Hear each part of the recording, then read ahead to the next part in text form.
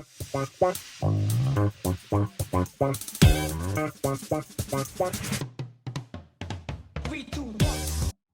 right, you guys, welcome. It's 12:05. Today is Friday, April something. I don't know. Per usual, we start every single one of our Dino 101s with our bingo board. So here's our bingo board for the day. Remember, if and when you get 5 across, which is horizontal or diagonal, vertical, whatever, send a message to Grace or Christina, and they will tell you what you have won the right to do should you get bingo. So that is our bingo board for the day. But probably more important is we have a dino of the day. I know a lot of people's absolute favorites, Triceratops. So this is it. This is our dino of the day. This is a pretty cool depiction of Triceratops. 3-horned face, lived about 70 million years ago. About the weight of a school bus. So not a tiny dinosaur, around 20,000 pounds. We don't know the coloration. So this is one speculative guess. The green I kind of like. Here's another one, a little more like yellow with some purplish almost on the back. You guys know Triceratops. You probably remember it from this scene in Jurassic Park where they had to call me in to console the Triceratops. So that is our dino of the day, Triceratops. I'm excited to see your drawings towards the end, especially seeing as how today we are talking about paleo art, which is what we do literally every single day. But today we're actually going to talk specifically about paleo art, a little bit about the history of paleo art, why it is so difficult to render animals from very scant evidence. And our guest today and I are going to talk about some of our absolute favorites. And speaking of our guest today, oh wait, now this is where we need the ham horn. It's Jimi Catanzaro. Hi, Jimmy, what's up, man? Where are you zooming in from? Las Vegas, Nevada. Nice. Your mayor is trying to open the city. Yeah. Oh God. Yeah. We don't have to get into that. But. Yeah. No, we definitely do not. We'll do our gambling right here in the Zoom room. So, Jimmy, you are a scientific and technical illustrator. You love paleo art. We're going to get into that in a little bit. But I got to put you through the ringer that we put every guest spurt through. Jimmy, okay. Are you ready to play Dino or not a Dino? Yeah, I feel okay about it. I think I'll do all right. Okay, humble, very, very, very humble. Okay, here's how this works. I have 10 different animal names, some of which are actual dinosaurs, some of which I have totally made up with the help of my esteemed co-host, Christina. Your job is to simply identify a dino or not a dino when I say it. Now, okay. You are more than welcome to ask for a spelling if you think that's going to help. I would also recommend looking around the Zoom room gallery because we have a lot of smart dino scientists here who are going to give you thumbs ups or thumbs down, depending on their opinion. Okay. All right. You ready to play? Yep. Let's dig in. Number 1, Vinchamimus. Vinchamimus. Would you like me to spell it? Yeah. Okay. Vincimimus. Vinchamimus. I'm thinking no. You're thinking no. Is that your own thoughts, or are you kind of gauging the gallery? A little bit of both. I saw one person do a thumbs down, but I'm thinking it doesn't sound familiar, so I'm just going to guess no. Okay. You are correct. You are 1 for 1. Good start. Vinchamimus is not a dinosaur. I should also mention, Jimmy, there is a theme for the not dinos, I will say. You get bonus points if you can figure out what that theme is. So you're 1 for 1, off to a good start. Number 2, Lophostrophius. Lophostrophius. I'm going to say yes. You're going to say yes. Okay. Okay. You are correct. You're 2 for 2. Lophostrophius. I just want to spell that because it's such a crazy name. It's Lophostropheus.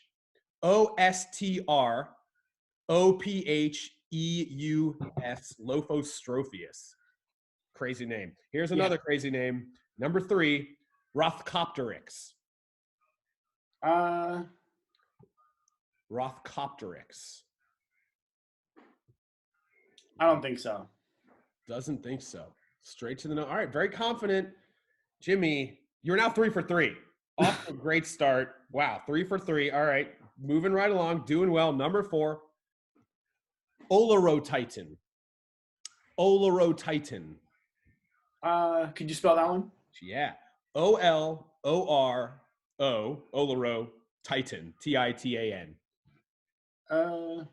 Olorotitan.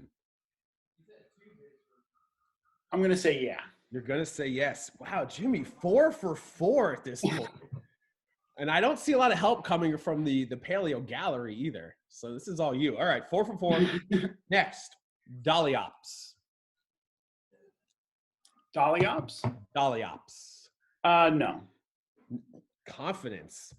I appreciate the confidence, and you've earned it because you're 5 for 5 at this point. Doliops is not a dinosaur. Number 6, Riojasaurus. Riojasaurus. Can you spell it, or spell the first half at least? Rioja Saurus. I'm just gonna guess on that one, but I'll guess yes. You're guessing 100% correctly at this point. Wow, Jimmy, 6 for 6. This is, I'm going to make this game harder. All right, you're 6 for 6. These might get a little more tough. Archaeokeef. Yeah. Archaeokeef. You're going yes? Yeah. That is your first incorrect answer, Jimmy. Archaeokeef is not a dinosaur. You're now 6 and 1. According to the math, that's 7, which means we have 3 left. In the home stretch, Torvosaurus. Torvo, like Torvo? Torvosaurus.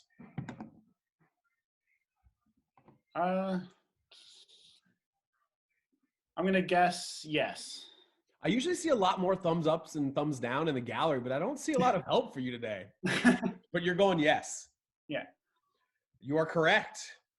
You are now 7 and 1. 2 to go. Here we go. Zapalosaurus. Zapalosaurus. Is that Z-A-P-A? It's Z-A-P-A-L-A-saurus. Right. Zapalosaurus.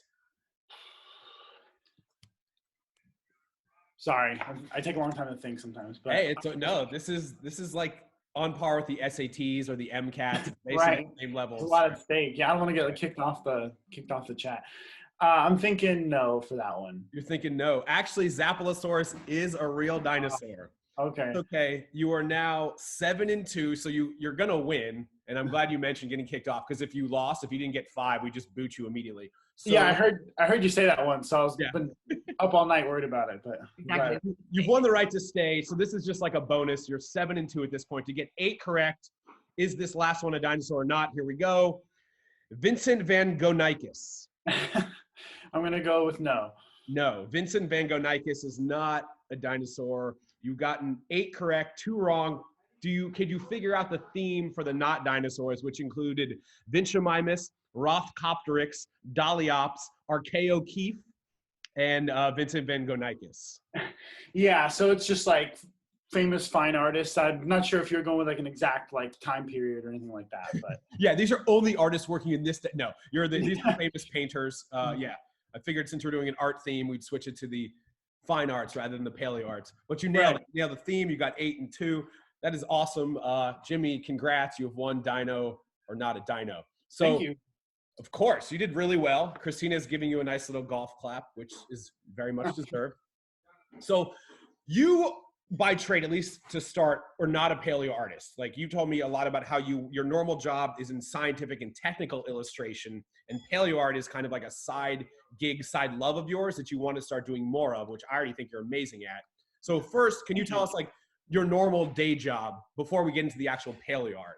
Right. So I kind of wear a lot of hats as far as like being an illustrator. My main like 9 to 5 is tech illustration. So I do drawings for manufacturing. So it's kind of like, think of like IKEA pamphlets. Like, no one really thinks of like who does those type of drawings, and it's just like a nerdy dude like me, like in a studio somewhere. So that's kind of what I do like during kind of my work hours during the day. And then I usually come home and work on science illustration on a freelance basis.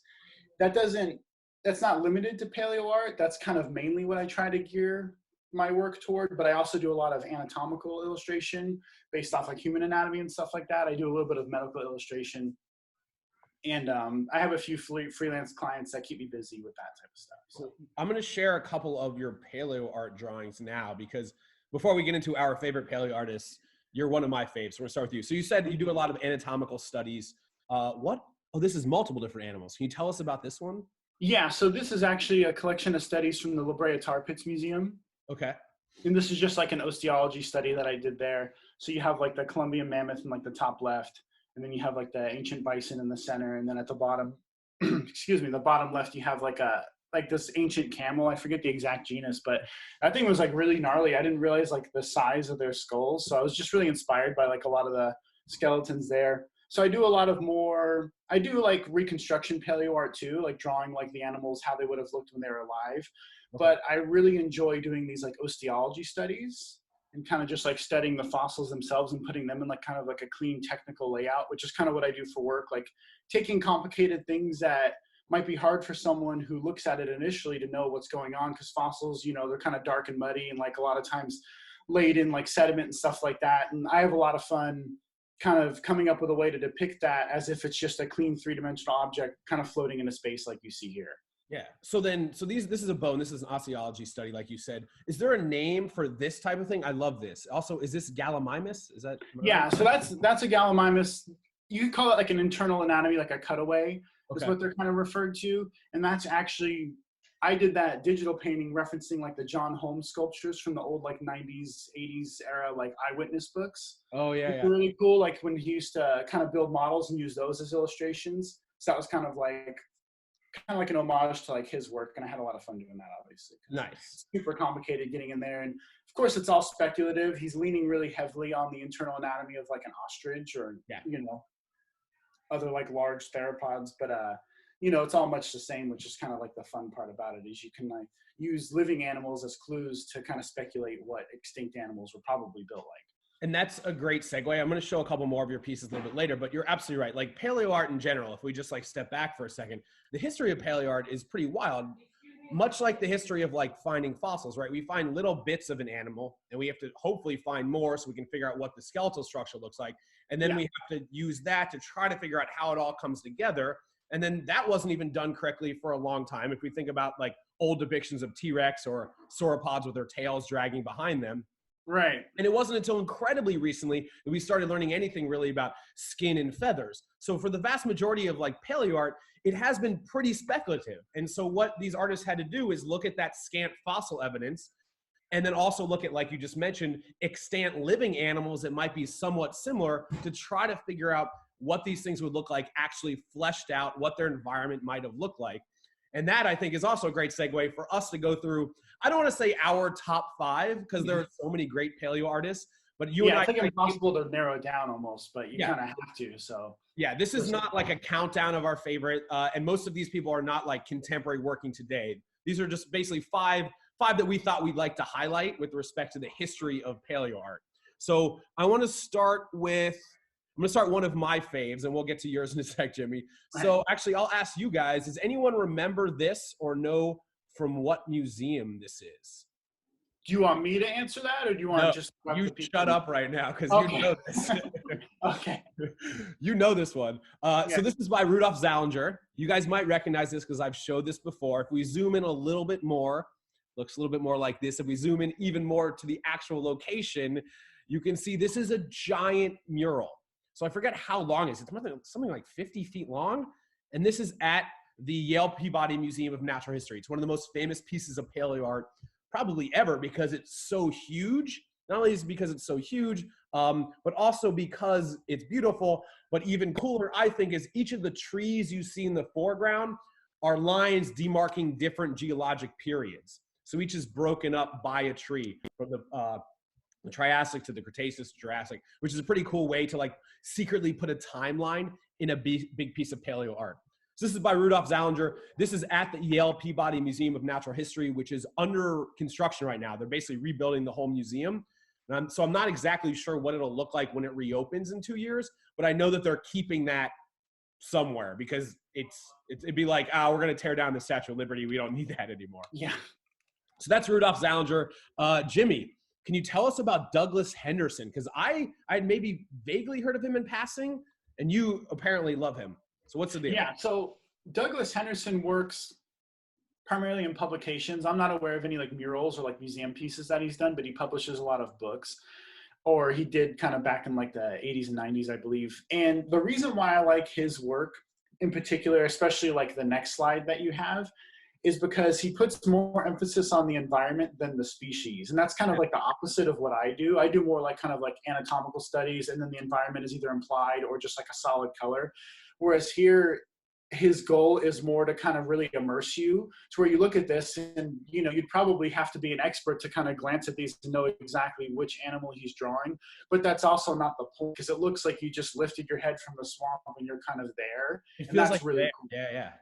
And it's there his, I also secretly, one thing I admire about his work is it's a little bit spooky, and I'm a really big fan of like horror fiction, and it's kind of like an interesting way to like kind of imply the danger that you would be in if you're in this time frame. If you're an animal kind of getting by back then, is like, these are, if you really study them, they're very creepy drawings with like stark blacks and then like those like bold white highlights, and like you kind of have these like objects blocking you in the foreground. He just is really good at like nailing the composition. So Yeah, I kind of thought about it that way. Like, I really thought about it like that, but you're absolutely right. A lot of times it's like, oh, if it's got to be almost like photorealistic, but that's like not realistic. If I were out in the swamp and like trying to look at, I mean, you guys have been on hikes, you've seen animals out, like it's not like this perfect photo every single time. No, not at all. The lighting is weird. It's blocked by different branches. Like you're getting little glimpses here and there. And that illusion of mystery really comes out with him. I like that. Yeah, it's, everything with his work is like a fleeting glance almost. Or it's almost like someone took a really old camera and took like one photo and then like came back to like modern day and was like, hey, this is all I got for you guys, but it's pretty creepy. So that's kind of like why he's one of my favorites. Okay. Yeah, so I want to mention again, like these are people that work primarily like in the past. They're not really working contemporaneously anymore. So the detail, there's not a lot of like computer generated design here. But this is, without these first, like we wouldn't have the great paleo art we see today. No, definitely not. Does he ever work? Did he ever work in color, or was it always these black and whites? So he does work in color, and actually probably at least half of his work is in color. But when we talked about it, I focused on his black and white work because that's kind of unique with paleo art. Most paleo artists kind of rely heavily on color work, and I thought that was kind of cool that he's able to take graphite dust paintings. So basically he's drawing with like charcoal powder and graphite powder and get the same effect with just as much like mood and, you know, like natural elements and stuff as like guys working with like oil paints and stuff. So the amount of skill, it blows my mind. Yeah, it's pretty incredible. So I get really nerdy about it. So feel free to just shut me up if I like. You are in the right place for that. If you can't get nerdy about it here, then you're never going to happen. Right. Speaking of, this is such a cool image. What's the deal with this James Gurney? Tell us about James Gurney in this image particularly. So you guys might recognize James Gurney's work. He publishes the Dinotopia books. So like a lot of people grew up kind of reading those. But he's also one of Scientific American's like freelance illustrators. Okay. So like anytime there's a Scientific American magazine cover with a dinosaur on it, it's probably a James Gurney painting. He does like a lot of like paintings of like theropods, like tyrannosaurs and stuff like that. This one is really cool. Yeah, like that's one of his like famous ones too. This one is really cool though, because it's one of the only paintings I've ever come across from his that technically isn't, it's paleo art, but neither of them are dinosaurs. Yeah. And this is another one that I really liked, similar to the Douglas Henderson one, because not only is it like well rendered and detailed, but it also, you kind of have that immediate reaction to it when you see it where you're like, whoa, like this was a dangerous time to be an animal. Yeah. Especially if you're not like a huge animal and like an apex predator, because you see that's like obviously a full-grown croc of some species about to be eaten. So that's pretty neat. This looks like, it already looks like a horror movie poster. Like you can put the text on the right side and perfect. It's already ready to go. And so right, and that probably was left intentionally blank for some sort of text. I'm not sure which article this was originally done for. Yeah, that's a good point. So, and what's he does? You said he does a lot of theropods like these? Yeah, and this one's really cool too. If you look really closely at this painting, you'll see a lot of like other animals that you don't initially see. Like there's some like small mammals and stuff like in the foreground, and I believe there's like a shrew or something in the tree. Yeah, if you there's the bottom turtle, left, like that. Yeah, the bottom left, right above his name on that log, there's like a little shrew. Top left, there's a possum in the tree. I didn't notice this till right now. Bottom right, there's a tiny little turtle, it looks like. Yeah, so he's really good at building the environment too, which is like kind of what I feel is maybe one of my weaknesses. So I really appreciate and admire like artists who like kind of like really thrive in that aspect. Whereas like he's getting all the detail needed to tell you everything you need to know about the anatomy of the subject matter, which is obviously the Tyrannosaur. But if you look around, you're like, wow, like this is also like exactly what you would imagine like a forest, like a conifer forest would be like. It's kind of teeming with life. Yeah. I have a question about this image. Yeah, get it. And the answer might just be no, but I see, so there's a rectangle where most of the painting is, right? And then the dino's tail is coming out of that rectangle across the top. Mm-hmm. Like, as a theater kid, I'm like, that dino is breaking the fourth wall. Yeah. What is there an art term, a fine art term for that? There probably is, but I wouldn't know what to call it off the top of my head. It's probably something I learned years ago, but it's one of those terms that like people don't actually bring up. They just say like, hey, pull the tail out of the composition or out of your frame of reference maybe. And again, that was probably a choice made for text. I'm assuming there was some sort of text for an article or a publication in the white space above and below. Yeah. And he's probably using the tail as a way to bring the eye back down into the important part of the composition. Because you never want to lead someone's eye right off the composition, which if he had the tail ending less, like you guys, I'm using my mouse cursor like you guys can see it because I'm not very smart. But if he had the tail pointing right off the page, then that's exactly what your eye would do. You would look at the animal, follow his tail, and move right onto the next page and forget about the painting. So artists will do things like if you look at all of their tails are pointing back down to important elements, which lead you back up to the animal. So Christina, as the non-dinosaur person, but the art history person here, so trompe-l'oeil, which I'll spell in the chat, that's probably the closest we could come to saying that. It's like tricking the eye or going out of the frame. You see it in a lot of surrealist work or like three-dimensional painting. So trompe-l'oeil. Okay, cool. Freddie says, I think it's called breaking the frame. Breaking the frame. I like Okay, sure. That's the unofficial term. Cool. Well, actually, so I was going to talk about this later, but I think we're here right now. Jimmy and I, we had a conversation last night, and as nerds that we are, we started talking about how there's such an artificial delineation between artists and scientists, especially when it comes to paleo art, especially when it comes to like taxidermy and dioramas. Really, you have to be both, and you have to have a mind to both in order to create stuff that not only looks good, but looks realistic, and like Jimmy just said, brings in like psychological elements of the way that your eye is drawn to an image and where your eye goes. And that's one of the reasons why I love these James Gurneys, because obviously as a guy who also did some of these, the combination of art and science, I absolutely love these. This looks like a Gallimimus at a circus. It's really weird and fun. Right, and this is just like, this is an oviraptorate of some type and a beautiful, looks like a Renaissance painting. Like, I absolutely love these. And like, this is a perfect art and science crossover. Yeah, another cool thing that's noteworthy, talking about James Gurney, I don't want to take too much time on like one guy, but his dedication to like finding proper light sources and color and stuff like that. Each of these drawings that you see, I don't know if he does it 100% of the time, but I know for the most part, he starts by creating a sculpture of the dinosaur. Then he like goes out in his yard and like creates puddles of water and like photographs it to get like the light source and all that stuff, right? So a lot goes into these paintings. He doesn't just like sit down in front of a canvas and kind of like have at it. There's a lot of prep work and research and things like that. And if you see like photos of his home studio, it's filled with all of these like paper mache, like dinosaur models and sculptures and stuff that he makes before he does a painting. So there's a lot of prep work involved. Is that a thing that you've ever done? Like I've never. Yeah, like if you're about to make a Deinonychus, for instance, do you like get out the Play-Doh and model it first, or is that kind of a bygone era in paleo art? It's definitely not bygone. It's a really good strategy, and it leads to a better result. For me, I usually don't have the time to do that, depending on like the deadline for the project. And for the type of drawings I do, which are flatter and they're like ballpoint ink studies with more emphasis on texture and stuff like that, I'm not really doing oil paintings where like the light source is as important. So for me, it would be not time. It wouldn't be very wise budget of like time spent on the project, because that would take up probably half the time.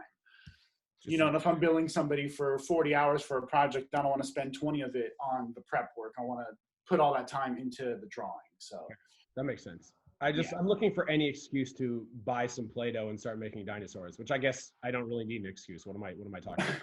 Yeah. I do have a lot of like still life props and like dinosaurs and things like that. Like I use like stuff like this, and these are good for like getting your gesture or using as just like straight ahead like props. And obviously like they're not always anatomically correct, but you can make adjustments as you go. And these are available at like Hobby Lobby and Michael's and stuff. Cool. That was a Spinosaur? Looks like a... Yeah, it's like the Jurassic Park variant, so it's not like a very accurate one. But yeah, it's good enough if you're doing like a, you know, an illustration though, and you know what needs to be changed or fixed. Cool. I just wanted to ask about the Spinosaur because we've done a lot of different groups of dinos and we have not done Spinosaurs yet. And we absolutely have to do a Spinosaur day because some of the coolest dinos out there. Yeah, that was really cool. All right. So we It's talked kind of such an enigma, and there's a lot of debate and argument over like their anatomy. So that would be really interesting. Yeah. Yeah. So we talked about Douglas Henderson. We talked about James Gurney. I think it's time that we move on to another JG, John. Am I saying this right? John Gurche? Gurche, yeah. Okay. Let me bring this one up. Here we go. This is our first John Gurche. I love this. What's the deal here, Jimmy? So that is the painting he was commissioned by National Geographic for, and that is on like the June 1989 cover of that like That is the issue. most Actually, I have it here. trivia. Oh, you I have have that at me. Yeah. Yeah, a friend bought me this for my birthday because it's the year I was born. And it's kind of like, I think the title of the article was Racing Toward Extinction. And this is two Allosauruses, and they're like obviously hunting some sort of some sort of sauropod. And this is really cool. My favorite thing about this is because like he was leaning heavily on the research at the time in the late 80s where they were speculating that these dinos hunted really similar to the way like large cats hunt today. Mm-hmm. Whereas like they would kind of like come alongside a herd and find the smallest or the weakest one and then kind of chase them down. And I'm guessing that was based off of fossils. I don't know a whole lot about like that aspect of stuff because I'm not a paleontologist. I just draw pictures for a living. But like I think that's like really cool that like so much research went into it. And again, it's another good example of comparing extinct animals to, one's current day and, kind of doing the best you can, observing what we see today and assuming that that's the way things were back then. He also employs this kind of like dust and light, airy fogginess that almost evokes Douglas Henderson. Like here's another one. What's the deal here? And is there a name for this type of strategy? It's almost like a camera lens flare. There is a name, and again, I forget exactly what it's called, so I don't want to like speculate and say the wrong thing. But yeah, it's basically like it translates. There's like an old Italian word for it, and it translates to creating like a smoky atmosphere. Okay. And basically, it's meant to put distance between you and the subject matter, and also to imply movement because these two dinosaurs are obviously fighting. And if you look really close at the bottom left, you see some like dirt kind of spraying up. Yeah, yeah. But a lot of times, these decisions are also practical. Like I have that too, like this original book. This is from Robert Baker's The Dinosaur Heresies, and that was actually the space for the title and the font. So he used a way to make the illustration work in terms of realism, but also find a spot to put the font without it pulling away your eye from what's important, which is the dinosaurs fighting. So similar to that T-Rex tail coming out of the frame. It's like, it was exactly for purpose. Yeah, it's a cool element. Yeah, Grace, do you have a question before I move on? I'm wondering if you're talking about like chiaroscuro for that dust. The chiaroscuro in art history, the Italian term is usually it's for light, but it can be any like light or darkness or shading to change the perception between you, the viewer, and what's going on in the scene. Okay, thank you for reminding me. Yeah, because I knew there's a word for it, but I don't want to like just start throwing like names out there because no, it's fine. Chiaroscuro, drop it in there. So we went over all that stuff briefly in school, but I actually studied animation in college, so it wasn't like a huge emphasis on that. It was kind of like, you should know this stuff in case someone asks you, and here I am like 10 years later and I don't know. So I hope my teachers aren't watching. You're doing great, Jimmy. So Grace, question for you then. Would you consider John Gurche the Caravaggio of PALEOART? First I'm ever seeing his work, but so far, yeah, I mean, he's using dust the way that Caravaggio's using usually candlelight or some other kind of light in his paintings. It's very similar. Definitely, if this is your first time seeing his work, definitely get nerdy about it. And his probably most noteworthy thing that you guys would all be familiar with without knowing it is he did the Tyrannosaur mural at the Chicago Field Museum. That one that's on like that big like semicircle arch. Oh, I know what you're talking about. Yep. That's one of his paintings. This is, speaking of other things you may be familiar with, this is another one of his, right? But this is only part of a timeline. It's like a vertical timeline that is probably, I don't know, like 8 feet tall. And so for a little reference, I actually have it in my apartment. So you can see it next to me on the wall. And this part right here is about head level. You can see the sauropod neck coming up. Yeah, so it's one big, long timeline of the history of life on Earth, one era slowly segueing into the next. And yeah, that's also John Gurche. It's a really cool poster. All right, We are moving on to our last paleo artist, other than Jimi Catanzaro, probably the most famous of all time and definitely one of my favorites. You've probably seen his work before, if not at a museum somewhere else. I wanted to start with this. Oh, that's not what I'm doing. What am I doing here? There we go. I want to start with this one because you brought up the idea of first making a model out of clay before actually rendering what the image looks like. So this is Charles Knight, Charles R. Knight, arguably the most famous paleo artist of all time. He was working primarily around the turn of last century, so late 1800s into the early 1900s. And you've probably seen some of his work. You may recognize this. If you don't recognize this now, you may recognize it in meme form because you see it all over the internet and stuff like this, right? So this is a Charles Knight. But I think even more cool is when museums use these pieces of paleo art to then make mock-ups or make actual dinosaur mounts. So Grace, you work at the American Museum of Natural History. I have been there. Many of you have been there. You probably have seen this, but in actual skeleton form. Yeah. Yeah. Grace, do you know what dinosaur this is? Oh, no. No, Jimmy knows. Allosaur? And nailed it. Yeah, well done. This is Allosaurus, and at the American Museum of Natural History, this is the mock-up that is based off of that piece of paleo art, which is pretty great, but that's not the only one at that museum. This is, well, at the time they called it Anatotitan. We now think it's Edmontosaurus. I was so excited to identify that dino, but Oh, sorry. now everyone knows the dino. We can move on. All right, maybe you can identify this one. Oh, great. You ready? This is at the Field Museum. You can do that. That's a Stegosaurus. Yeah. So they took it a step further. So instead of just using the art as the model for the dinosaur mount, they literally put it on the wall right behind it. So there's a few different ones at the Field Museum. Yeah, Charles, is it fair, Jimmy? Is it fair for me to say that Charles Knight is like the grandfather, the godfather of paleo art? Would that? I would, yeah. I mean, he definitely wasn't the first, but Right. he was kind of the first that became like a household name. Yeah. And he's the first that kind of, as far as I know, did those like really elaborate like color renderings. Before him, from what I know, and I could be wrong, but a lot of it was more like ink drawings and like kind of technical anatomy diagrams that were in textbooks and things like that. Mhm. And the drawings were really more made for doctors and other scientists and paleontologists kind of before they were really called paleontologists, as like, hey, this is what we're finding, this is kind of what it looks like. Whereas Charles Knight was kind of the first guy to be like, oh, well, hey, like this is probably what it lived like. And that's why they kind of refer to him as like the artist who saw through time. I think that's the title of like one of the books that's like a collection of his work. And yeah, he's kind of the first guy who like became a household name in like the field. Cool. So I know we have a few questions, but before we do that, I want to show, actually, yeah, Grace, Christina, let's take a couple questions before I show the last two pieces of your paleo art, Jimmy, that I love so much. So before we get to questions, Christina and I want to raise a point. Christina? Yeah, so Grace and I were sending each other messages back and forth. We noticed that none of the featured paleo artists today were anybody but dudes. Yeah. Amazing dude. But I just wanted to say this is screaming at me as an opportunity for all of our awesome not dudes in the Zoom room. If you didn't see yourself here today, I hope you can see yourself as a potential job in the future. You're amazing paleo artists here. Consider it. Absolutely true. And if Yeah, you I think that's a really great point. It's a really good point. And if you want to see a tremendous female paleo artist that's working right now, Danielle Dufault at the Royal Ontario Museum. Her name is, I'm not sure how to pronounce her last name. It's Danielle, Dufault, Danielle Dufault. She does amazing renderings for the Royal Ontario Museum in Toronto. Good Right. point. All right. Do you want to do a couple questions before we move on to Jimmy's art? I do. I'm going to start by, hey, Michael, I'm going to spotlight you.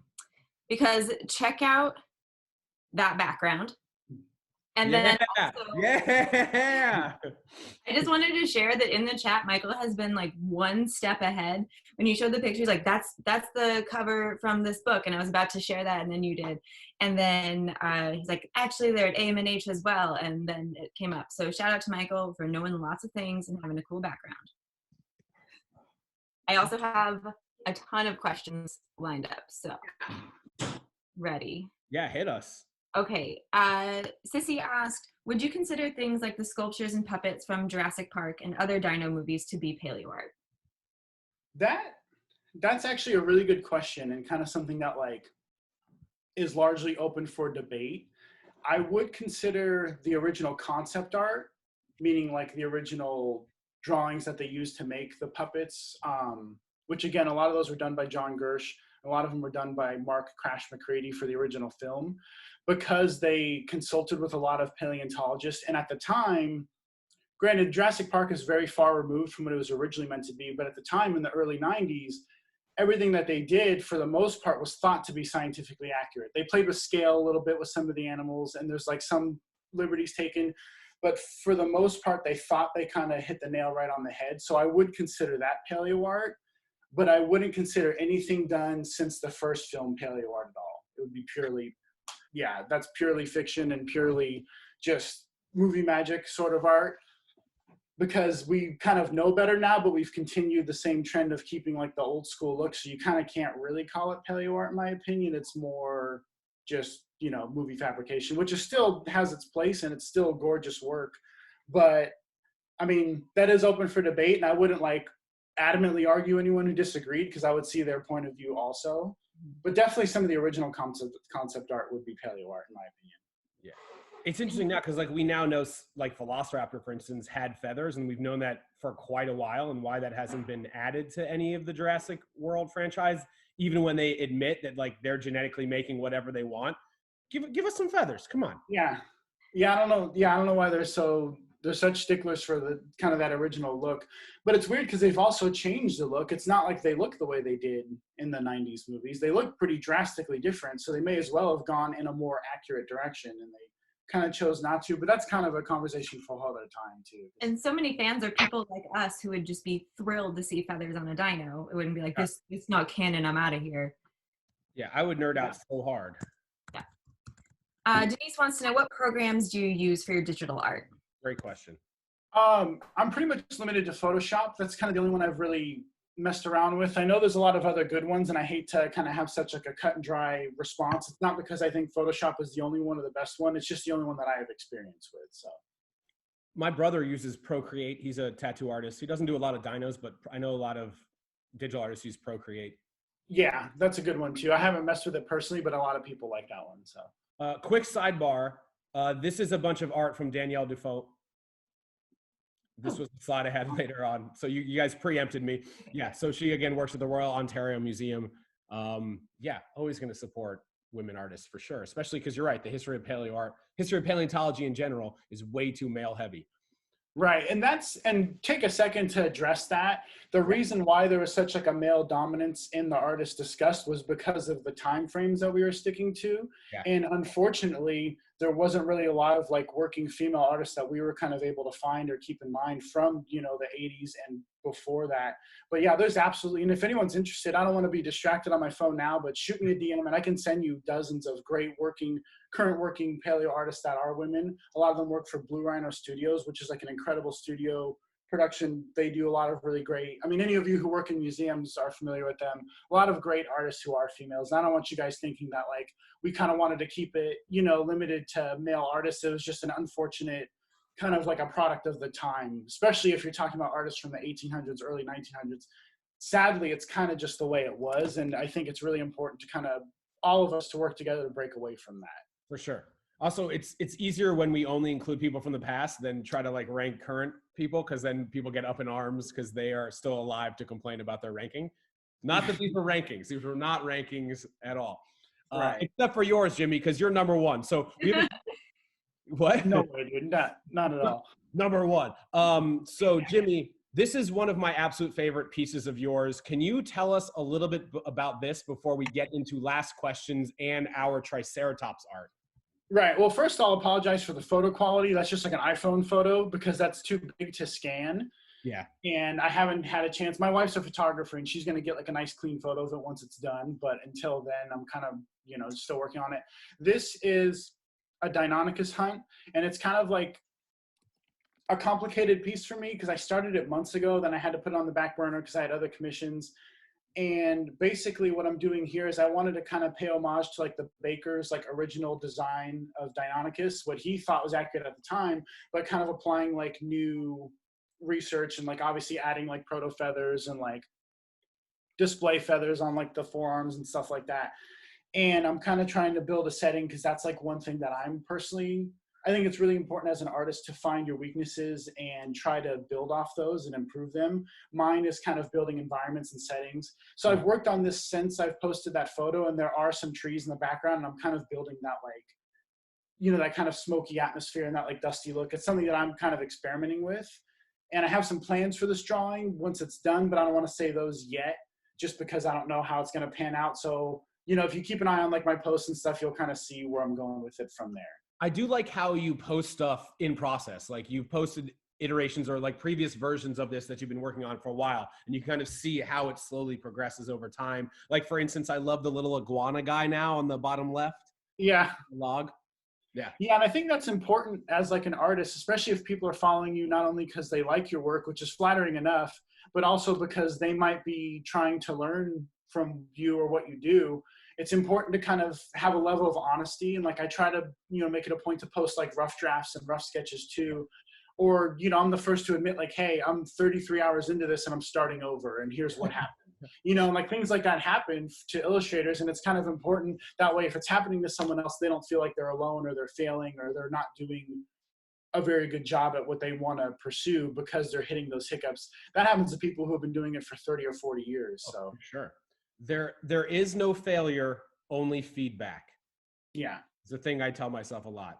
Honestly, Right. If you're not messing up, you're not trying hard enough. And that's how you grow. You iterate and you get better and better. So I know we have a lot of questions. We should get to those before we get to our paleo art gallery. Christina, what do you got for us? Martin wants to know, who's your favorite mammalian paleo artist? Martin's is Spanish paleo artist Mauricio Anton. Yeah, he's good. Yeah.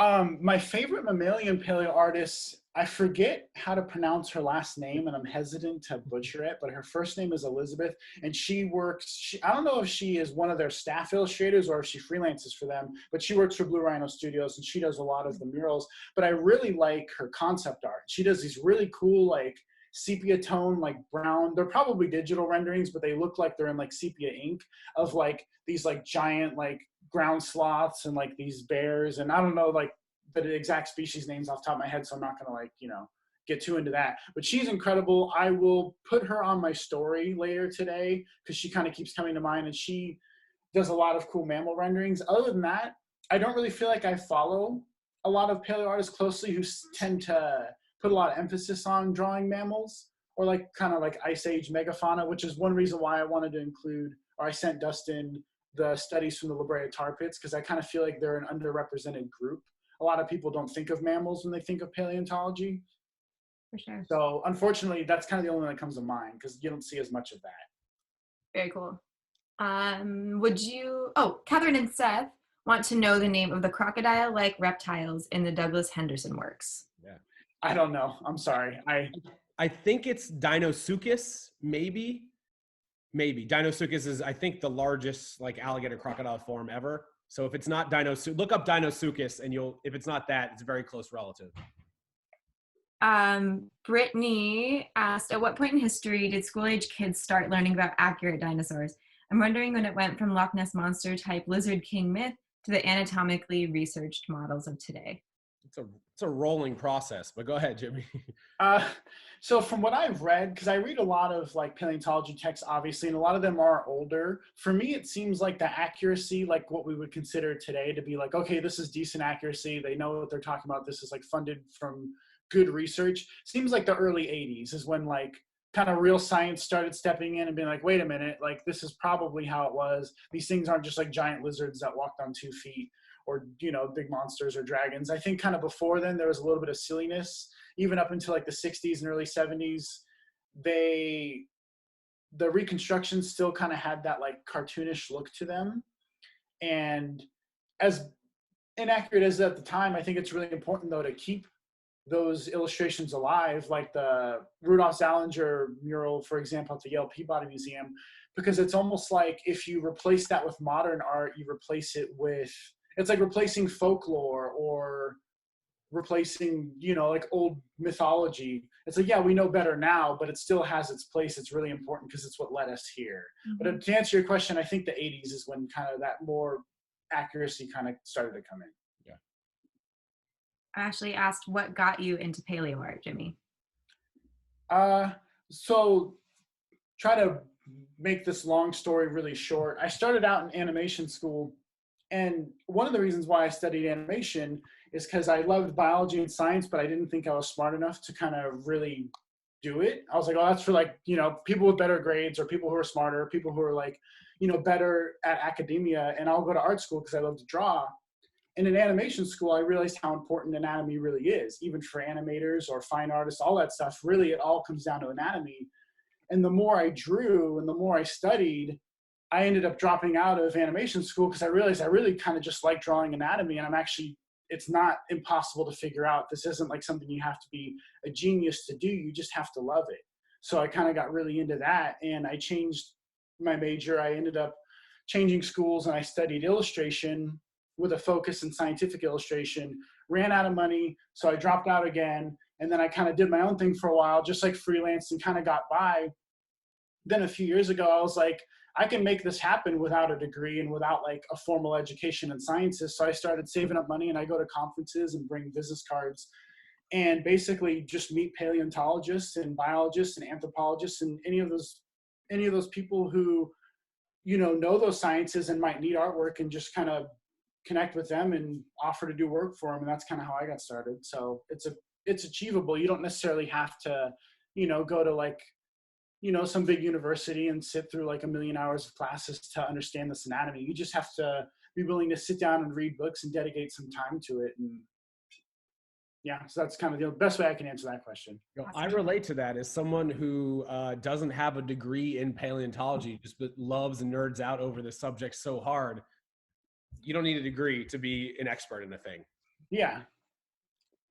All right, let's do 2 more questions. Rapid fire, hit us. I'm going to pass it to Grace because she has some saved up. And then I have a few during picture time. Sure.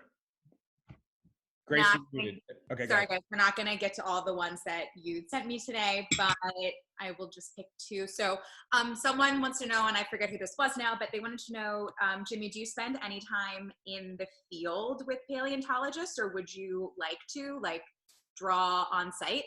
Ooh. I would love to, and I haven't had a chance to do that. I spend a lot of time in museums, like studying exhibits and things like that, and I spend a lot of time for like, I guess like how resource and financially like heavy they are, but a lot of time at conferences.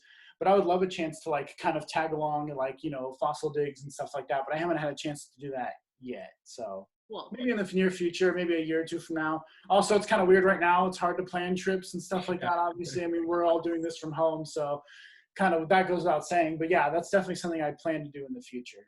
Yeah, so I'm gonna go way back to the feathers question one last time. So Judith wanted to know, what are your thoughts on feathered dinos from an artist perspective? Are you happy to be around to reimagine the dinos everyone's used to, or would you rather dinos had stayed featherless? Ooh.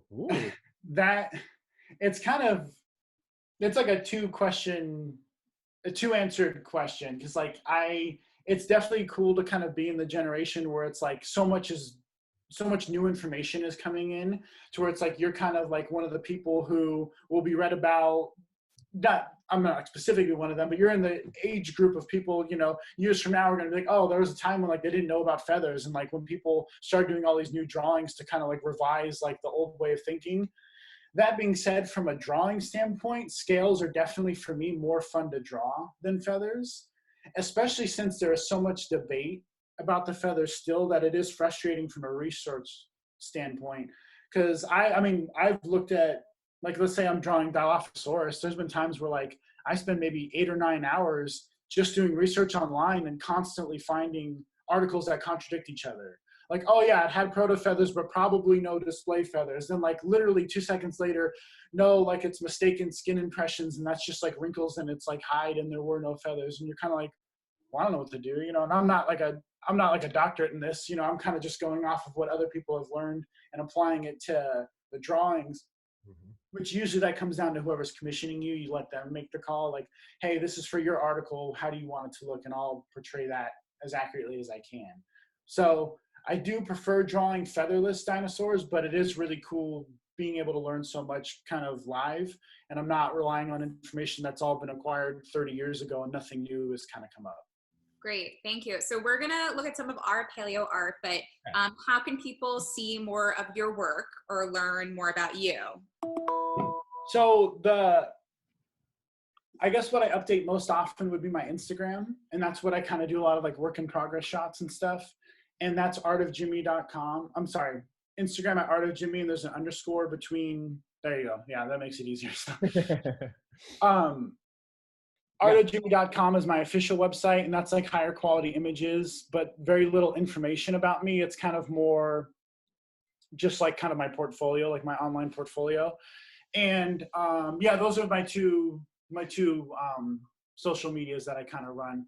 And if anybody has any questions that we didn't get to today, please feel free to like shoot me a DM. I'm pretty good about getting back to people as quickly as I can. If you had a specific question about like art or paleontology or just anything in general, more than happy. Or feel the need to send Jimmy your tremendous Triceratops renderings that we're going to go look at right now. So if you have finished or are still working on your Triceratops, hold it up.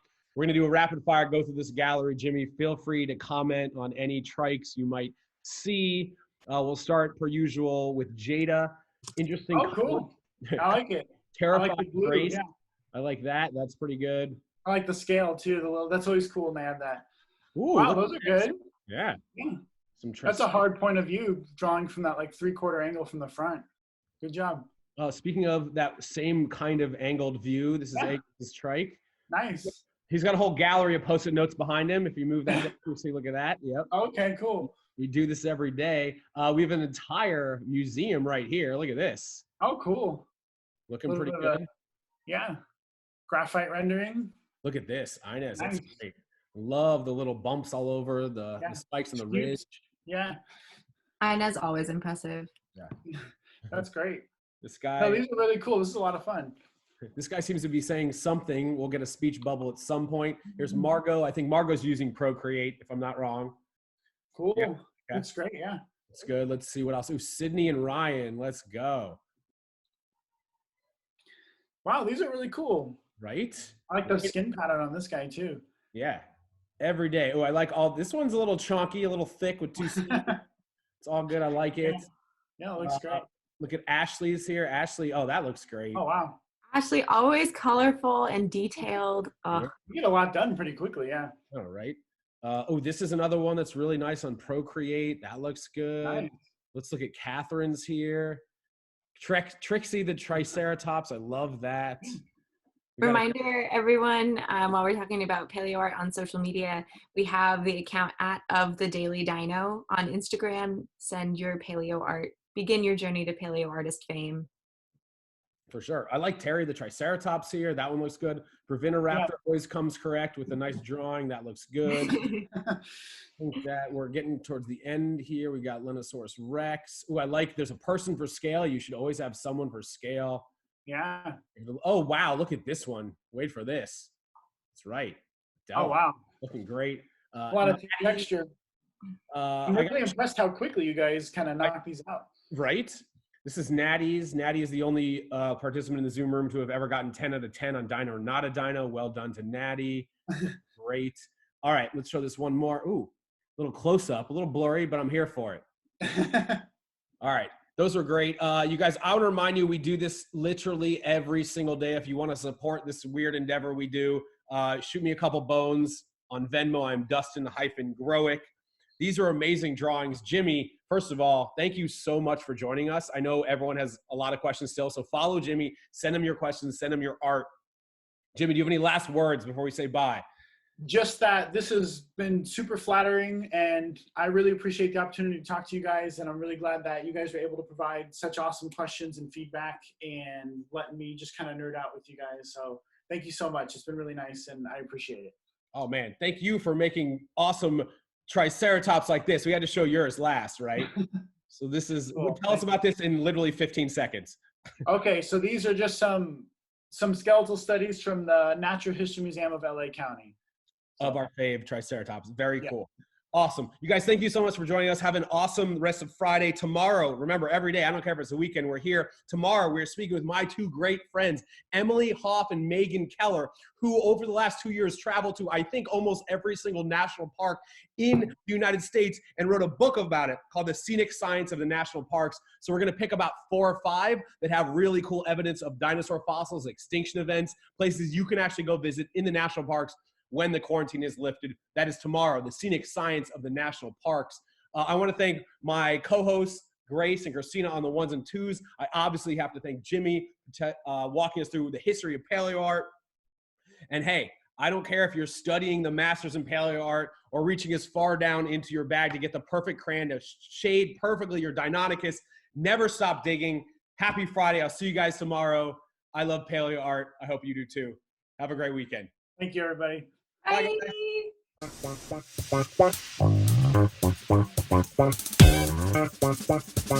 Bye.